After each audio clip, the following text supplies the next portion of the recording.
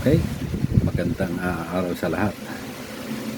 Ah, hingi lang po ako ng kunting suporta sa inyo. Paki-like lang po, pag-subscribe sa akin channel sa YouTube, Nonoydan TV po. So ito po ay ngayon pag-uusapan po natin itong nangyayari sa Senado ngayon. Yung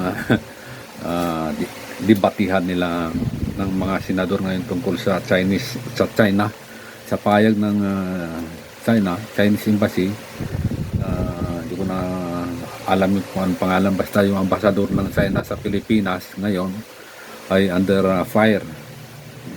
Nasa hot seat siya kasi nga po ay out of 24 senators, siyam po dyan ay pro-China, hindi bumuto sa pagpapalayas ng Chinese embassy dyan sa na alisin ang Chinese embassy sa Pilipinas. Itong siyam na ito, unang-una itong si Boy Toki, yung nangako ng 2,000 konsumo sa kuryente libre na.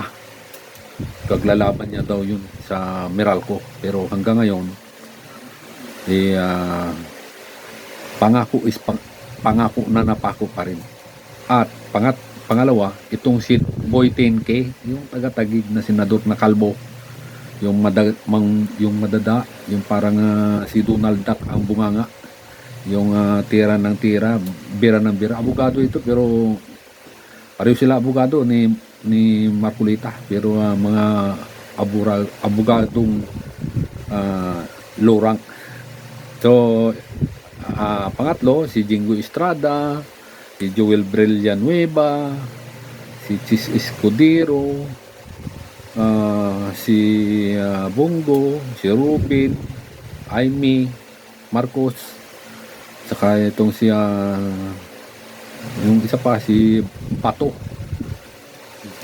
na hanggang na nagtatago ngayon, yung walang bayag na si Bato, na pinag-usapan ngayon na yung 4 na milyon yung sweldo itatanggalin na. Itong mga siyam na senador na ito, pro-China ito, yung tuntua pa sila, palakpakan pa habang binabalasubas ng ambasador ng China ang Pilipinas sa usapin dyan sa West Philippine Sea. Tapos itong mga 15 senador naman na anti-China, hindi naman anti-China ito yung nasa panig lang ng tama. Pinaglalaban nila ang pagiging Pilipino. Pero itong siyam, si Marcolita, si Cayetano, Bongo, si Ruben, et al, Aimee Marcos, mga mga tipaklong. Walang pagmamahal ito sa bayan, walang pagmamahal sa Pilipino. Kasi ang pinaglalaban nila yung mga Chinese, na manatili ang Chinese embassy dyan na balahuro, ayun kung ano mga ikaw ba naman si J. Targiela nagsalita ng ganun na against sa China, yung pambubuli nila. Tapos sinaway ng Chinese embassy, yung ambasador ng China, na mali daw yun. Hindi dapat ganun ang mga salita ng isang opisyal ng gobyerno. Dapat hindi ganun ang Pilipinas ito. Malaya ang mga opisyal dito ng Pilipinas para magpayag ng kanilang saloobin. Totoo naman na bully itong China. Wala talagang ito. Tapos ito nga yung Scarborough Shoal, Baho de Masinloc, binabakuran ito ng China. Nilalagyan nila ng parang harang doon, yung parang bakod. Hindi ka makakapasok roon sa pinakabukangan ng kasi gustong mangisda ng mga Pilipino doon sa loob ng Baho de Masinloc, pero ayaw nilang papasukin ng mga mangingisda ito dahil kanila daw sa layo ng kanilang distansya dito sa Pilipinas. Galing sa China, ilang daang libong kilometro yan. Tapos aariin mo yung EEZ ng Pilipinas. Hindi ganun ang tamang pag naghahari-harian. Gusto nila kunin yung Baho de Masinloc. Kasi ang Baho de Masinloc, may nagbenta daw dyan, gentleman's agreement ni Digongong. Lahat ng katarantaduhan talaga nandito kay Digong. Walang ano yan. Ay, tamo, tubig man lang yan. Hayaan na natin. Papigay na natin sa kanila yan. Total, tubig man lang yan. Tapos, yung kapirasong papel na yun, walang kwenta yun. Yung ng arbitral ruling, yung judgment doon, yung arbitral ruling ng sa UNCLOS. Kapiraso, basura daw yun, yung na papel na kailangan lang sa basket, waste basket daw, sabi ni Digong. Yung butalo, yung nakaigit na sa sus marusip, matanda yan, walang utak. Palain mo yung walang utak kasi nga yan ngayon dyan sa West Philippine Sea, dyan sa Palawan, yung Malampaya East 1, yun na na natuntun ng mga explorer dyan na may gas, na malaking gas ng deposit dyan sa Malampaya East 1.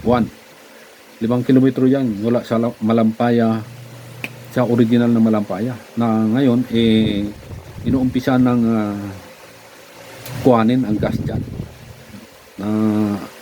Ayun nga, 1.5 million ang families ang makikinabang dyan sa na yan, sa gas na yan, dahil nga sa kuryente. 1.5 families ang makikinabang dyan sa Malampaya East 1 ng kuryente. Bukod pa ron yung mga sa kuryente yan, yung sa gas, gasolina, diesel, kerosene, ganyan. Malaki ang pakinabang ng Pilipino dyan. Kasi nga, siyempre makakatulong sa ekonomiya yung yung natural gas dyan. Tapos yung tatay nilang katong, sasabihin lang, tubig man lang yan, bigay na natin. Talagang taksil sa bayan niya si Duterte. Yung walang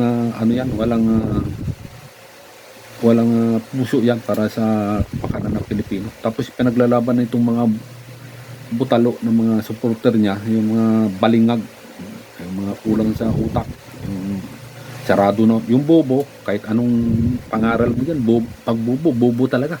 Hindi niya yan, hindi niya makukuha yan kung ano, hindi niya mag-gets, hindi niya maintindihan. Kasi bobo nga hanggang doon lang, pag nagsulat ng isang litro kuwari, sumulat ng love letter yan, 1 litrang ganun. Pagdating ng tuldok, hanggang doon lang, yung wala nang dugtong. Kasi nga, wala nang may dugtong yan. Ganun ang mindset ng isang bobo na supporter ni Duterte. Okay.